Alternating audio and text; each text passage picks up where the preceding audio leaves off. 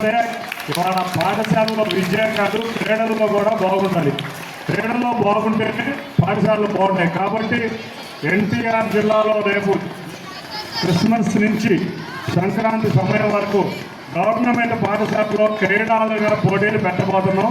వాటిల్లో తప్పకుండా మీరందరూ పార్టిసిపేట్ చేయాలని కోరుకుంటున్నాం.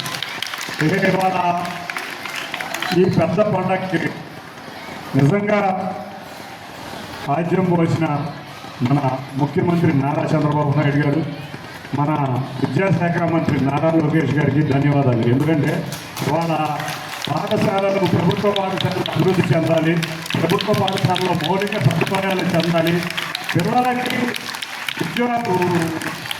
పిల్లలకి ఉపాధ్యాయులకి పేరెంట్స్కి ఒక ఇంటరాక్షన్ ఉండాలి. ఎందుకంటే పిల్లలు ఏ విధంగా చదువుకుంటున్నారు, స్కూల్లో ఏ విధంగా బిహేవ్ చేస్తున్నారు, స్కూల్లో ఇచ్చిన హోంవర్క్ కంప్లీట్ అవుతుందా లేదా, పేరెంట్స్ ఇంటికి వచ్చినప్పుడు విద్యార్థులకి ఏ విధంగా చెప్పాలి, ఏ విధంగా హోంవర్క్ చేయాలి, ఏ విధంగా గేమ్స్ ఆడుతున్నారు, వీళ్ళందరూ సొసైటీలో ఏ విధంగా ఫోకస్ అవుతున్నారు అనేది ఇటువంటి సమావేశాల ద్వారానే జరుగుతుంది. మొన్నటి దాకా ఇదన్నీ ప్రైవేట్ స్కూల్స్లో ఉండేవి. ఈ పేరెంట్ టీచర్స్ మీట్ అనేది ప్రైవేట్ స్కూల్లో ఉన్నాయి.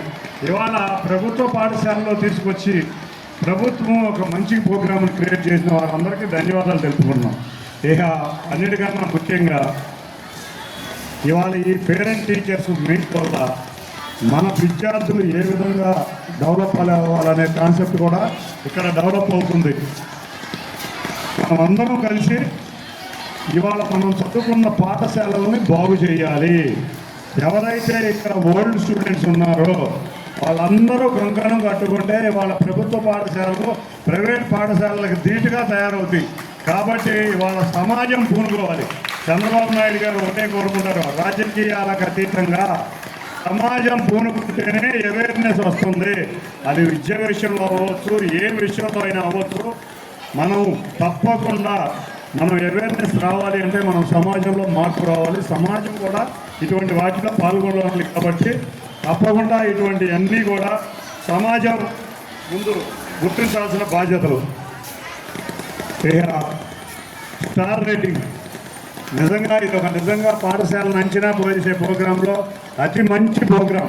ఇవాళ పాఠశాలలో ఏ విధంగా ఫెసిలిటీస్ ఉన్నాయి, పాఠశాలలో విద్యార్థులు ఏ విధంగా ర్యాంకులు వస్తున్నాయి, విద్య ఎట్లా ఉంది, క్రీడా వసతులు ఎట్లా ఉన్నాయి అనే అన్నిటికీ కలిపి ఇవాళ స్టార్ ర్యాంకింగ్ ఇవ్వబోతున్నారు. ఆ స్టార్ ర్యాంకింగ్ ద్వారా ఎక్కడైనా తక్కువ ర్యాంకింగ్లో ఉన్న పాఠశాలల్ని వాటిని సౌకర్యాలు మెరుగుపరిచి ఆంధ్రప్రదేశ్ రాష్ట్రంలో ఉన్న ప్రతి